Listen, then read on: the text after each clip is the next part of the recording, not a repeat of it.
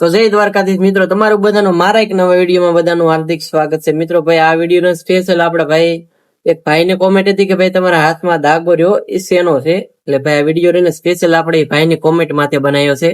એટલે મિત્રો આપણે આઈડીમાં આવ્યા છો આપણે ચેનલમાં, તો ભાઈ લાઈક કરજો, શેર કરજો અને સબસ્ક્રાઇબ કરવાનું ભૂલતા નહીં. નારવાર કોમેન્ટ પણ કરી નાખજો કે ભાઈ આ વિડીયો કેવો લાગ્યો.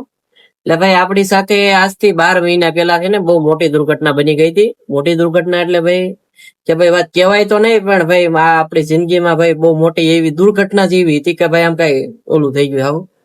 એટલે ભાઈ વાત કહું ને તો ભાઈ 12 વાગ્યાનો સમય હતો, બપોરના 12 વાગ્યાનો સમય. એટલે ભાઈ હું જેસીબી ધોતો, મારા દુકાને જેસીબી બપોરના ટાઈમે ધોવા આવ્યું હતું. બપોરના ટાઈમે જેસીબી ધોતો એટલે ભાઈ મને પ્રેશરની મોટરમાં શોર્ટ લાગી ગયો પાદરો. એટલે પ્રેશરની મોટર આવી શોર્ટ થઈ, સીધો પાવર છે નળે માં આવી ગયો. નળે પણ મારે મોંઘી હતી એટલે ભાઈ સ્પેશિયલ મોટુકા ગામમાં જ બનાવી હતી મેં. નળી બનાવી એટલે ભાઈ એમાં લોખંડના તાર આવે, એટલે ભાઈ નળે ને કાંઈ તૂટે અને એ રીતે બનાવી હતી મેં.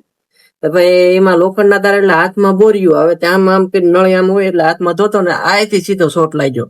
આયથી લાગ્યો ને તો સીધો આ ફૂટી ગયો. આ ફૂટી ગયો એટલે ભાઈ આ મોટો આવડો મોટો ડાઘ પડી ગયો. હવે તો થોડું કામ નાનું થઈ ગયું ભાઈ. આ 6-7 મહિના લગન તો મને રાગે ન હોય. એટલે ભાઈ આ થયો ને મોટો આવો મોટો દડો થયો હતો.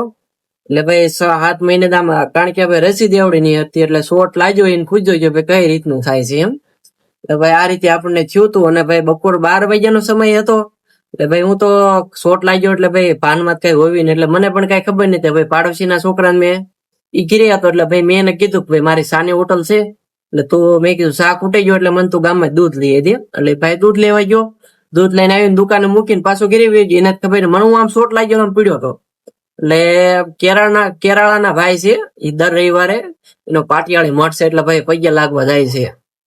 એટલે પગે લાગવા જાય છે એટલે દર રવિવારે મારી દુકાને ઉભા જ રહેશે. પણ તેથી નો ઉભા રહ્યા એટલે ભાઈ આગળ નહીં રહી ગયા. ગાડી લઈને આગળ નહીં રહી ગયા એટલે ભાઈ આગળ આમ મારે સર્વિસ સ્ટેશન વેટ્યા ને કા પાછળ એના ઘરના હતા મને ફાળાઈ ગયા કે ભાઈ ઓલા ભાઈ કે જસીબે નીચે પડ્યા ખાંદામ કે. એટલે ભાઈ તાત્કાલિક ભાઈ આયા અને મને ભાઈ બધા આડો પાડોશીના માણસો બધા બોલાયા. એટલે ભાઈ 108 માં તાત્કાલિક ભાઈ સારવાર કરીને મને જસદણ લઈ ગયા. જસદણ મારે ભાઈ સિટી છે મોટું હોય, તાત્કાલિક મોટા હોસ્પિટલમાં લઈ ગયા. એટલે હોસ્પિટલમાં લઈ ગયા એટલે 12 વાગે શોટ લાગ્યો ને મને, તે અંદાજે 5 થી 6 ના આળે ગાળે હું ભાનમાં આવ્યો. એટલે ભાઈ બધાને ઓળખવા મળ્યો.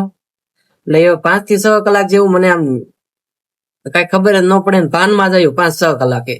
એટલે ભાઈ મેં આંખું ખોલીને એટલે મેં કીધું આ કેમ મને દવાખાને હું કામ લાવે છું? તે મને કે ભાઈ મારા મમ્મી ને પપ્પા કે તને શોર્ટ લાગ્યો હે. શોર્ટ લાગ્યો એટલે મને ઓટોમેટિક આંખુડા ચાલુ થઈ ગયા આંખમાંથી. ભાઈ આપણે દુઃખ તો થાય ને કે ભાઈ મને શોર્ટ લાગી ગયો એમ.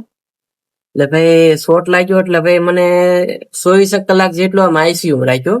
આઈસીયુ મોટું દવાખાનું આઈસીયુ રાખ્યો. એટલે ભાઈ કોઈને અંદર આવવા જવાનું મને 1-2 વ્યક્તિને જ ખાલી રહેવા દેતા. એટલે રવિવાર હતો એટલે દવાખાનામાં પણ રજા. એટલે માંડ 1-2 દવાખાના જ ખાલી ખુલ્લા. દવાખાના જ ખુલ્લા હોય તો મોટા સાહેબો નું હાજરમાં હોય. એટલે ભાઈ મને તાત્કાલિક દવાખાને લઈ ગયા અને 24 કલાકનું મારું રોકાણ થયું હતું. રોકાણ થયું એટલે બીજા દિવસે ઘરે લાયા પાછા. ઘરે લાયા એટલે ભાઈ ખબર કાઢવા વાળા પણ એટલા માણસો આવે, બહુ માણસો પણ બહુ આવ્યું હતું ગામના બાર ગામના. ખબર પડે એ ભાઈ બધા આવતા હતા દવાખાને. એટલે દવાખાને હું મને ઘરે ખબર કાઢવા માટે. એટલે ભાઈ આ રીતે ભાઈ આપણી સાથે બહુ મોટી દુર્ઘટના બની ગઈ હતી. અને ભાઈ આમાં ઘણા ને એવું થાય કે ભાઈ સર્વિસ સ્ટેશનમાં સારું ભાઈ ઘડી ગામ ફુવારો મારે 100-150 રૂપિયા લઈ જાય. એટલે ભાઈ આમાં સારું નથી, આમાં મોતનો ખેલ છે ભાઈ. અત્યારે તો મેં બધું રોગ કદાચ મોટર છે બળે પડતું થઈ જાય ને તો મને કઈ ન થાય. રોબોટ પડી જાય દુકાનમાં, મેં રોબોટ મૂક્યો હે. એટલે રોબોટ પડી જાય એટલે હવે કઈ થાય નહીં ભાઈ. એટલે શેને હવે તો બહુ સાવચેતી રાખું છું. કારણ કે ભાઈ જરાક કાક લાઇટ નું મિસ્ટેક લાગે એટલે હું તરત કારીગર બોલાવીને બધું સારું કરી રાખું છું. એટલે ભાઈ આવડી આપણી માથે દુર્ઘટના બની ગઈ. એટલે ભાઈ ગામમાં તો ભાઈ અમુક પછી આપણે આયા એટલે ભાઈબંધ તો કહેતા ને કે ભાઈ આ રીતે આ વ્યક્તિ એવી વાતું કરતો. એટલે જે ભલે વાતું કરી પણ આપણને કઈ નહોતું. એટલે ભાઈ માતાજીની દયા થઈ ગઈ કે ભાઈ આપણને હાથમાં ફૂટ્યો, જો શરીરમાં ફૂટ્યો હોય ને તો માણસ એ ખલાસ થઈ જાય નહીં ને. એટલે ભાઈ આપણે માતાજીની દયા જ કહેવાય કે ભાઈ આપણને કઈ થયું નહીં. એટલે આ રીતે છે ને આપણી સાથે બહુ મોટી દુર્ઘટના બની ગઈ હતી. એટલે 12 મહિના જેવું થઈ ગયું પણ આ તો બનાવાય જ નહીં. પણ મેં કીધું લેને બનાવી નાખું એક વિડીયો. એટલે મિત્રો કઈ રીતે શોર્ટ લાગ્યો ને હું તમને જગ્યા બતાવું. એટલે ભાઈ આપણા વિડીયોમાં છે આવજો આગળ.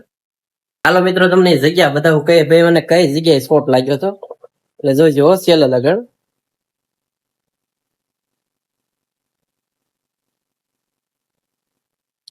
જો આ છે ને આ જગ્યા છે જ્યાં હું તળ નાખ્યું ઈ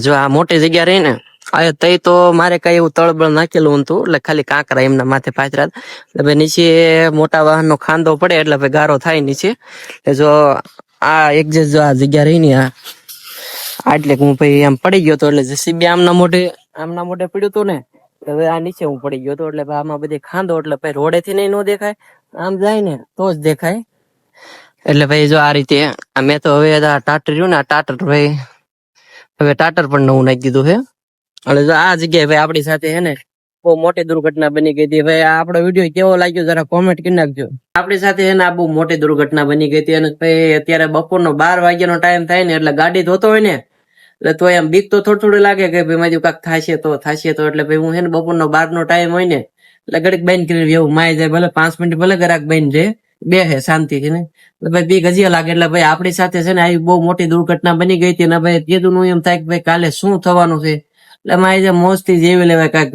જિંદગીમાં આમ અદભુત ભાઈ એમ કાંક ઘટવાનો એવી જીવ બાકી આમ જલસા જ કરી લેવાય બસ જય માતાજી બાકી મળીએ નવા બ્લોગમાં